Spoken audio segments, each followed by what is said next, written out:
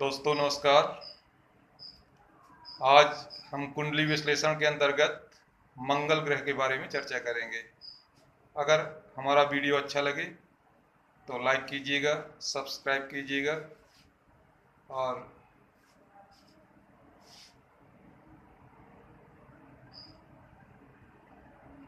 Comment कीजिएगा।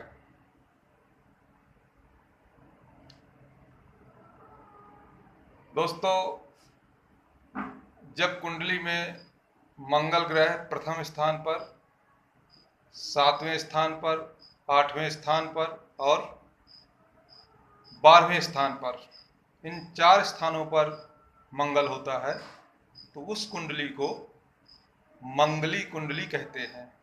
जब किसी जातक के कुंडली में इन स्थानों पर मंगल होता है तो उस कुंडली को मंगली कुंडली कहते हैं। और जब वर कन्या का विवाह होता है उस समय भी हम मंगल को देखते हैं कि कहीं जातक की कुंडली मंगली तो नहीं है। और अगर कन्या की कुंडली मंगली है तो वर की कुंडली भी मंगली होना चाहिए, और अगर वर की कुंडली मंगली है तो कन्या की कुंडली भी मंगली होना चाहिए। तो दोस्तों, इसके लिए एक चीज और हम देखते हैं मंगल के साथ में, यदि मंगल के साथ में कोई शुभ ग्रह बैठा हो, जैसे कि बृहस्पति साथ में बैठा हो, चंद्रमा साथ में बैठा हो, तो मंगल का प्रभाव कम हो जाता है। यानी वह कुंडली 50% मंगली रह जाती है। और अगर चंद्रमा उच्च का है, स्वग्रही है, या बृहस्पति स्वग्रही है, उच्च का है, तो भी मंगल का प्रभाव खत्म हो जाता है। यानी उसको फिर कुंडली में मंगल तो दिखाई देगा लेकिन कुंडली मंगली नहीं मानी जाएगी। इसलिए कुंडली मिलान करते समय हमें सबसे पहले ये देखना चाहिए कि मंगल के साथ में कोई शुभ ग्रह तो नहीं बैठा है। अगर बैठा है तो कितने अंश पर बैठा है, उसका पावर क्या है, उसकी अवस्था क्या है, स्वग्रही है, उच्च का है, नीच का है।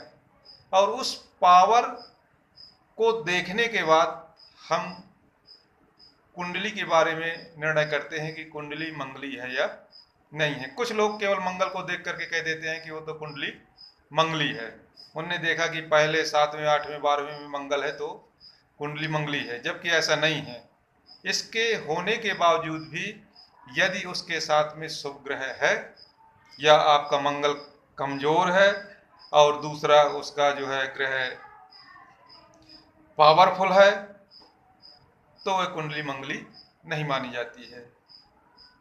इसके साथ ही 28 वर्ष जब हो जाते हैं तो मंगल कुंडली का प्रभाव खत्म हो जाता है। यानी 28 साल के बाद उस मंगल का प्रभाव नहीं रह जाता है, फिर मंगल को नहीं देखना चाहिए। 28 के पहले यदि शादी होती है तो हम मंगल को देखेंगे। इसके साथ ही अगर अन्य उपाय करना है तो वर की शादी के लिए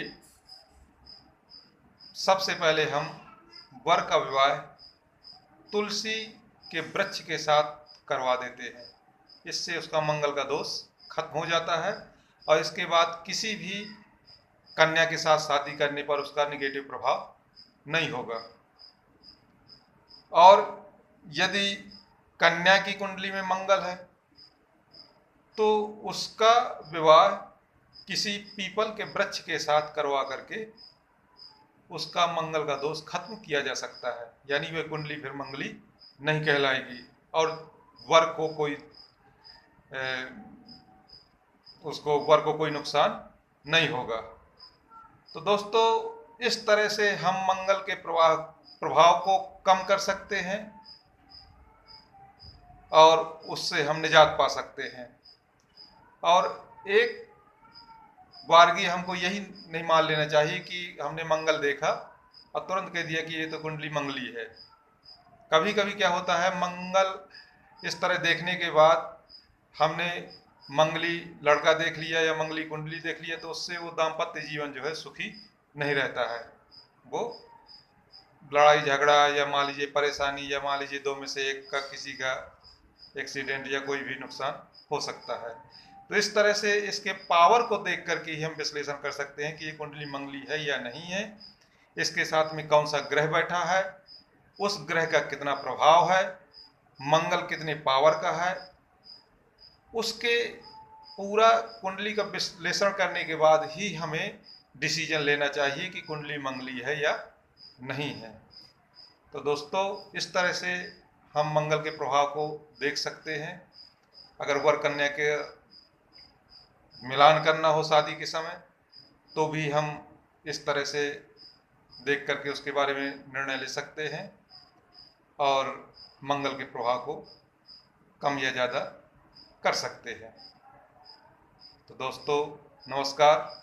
अगर यह वीडियो हमारा अच्छा लगे तो लाइक कीजिए, सब्सक्राइब कीजिए।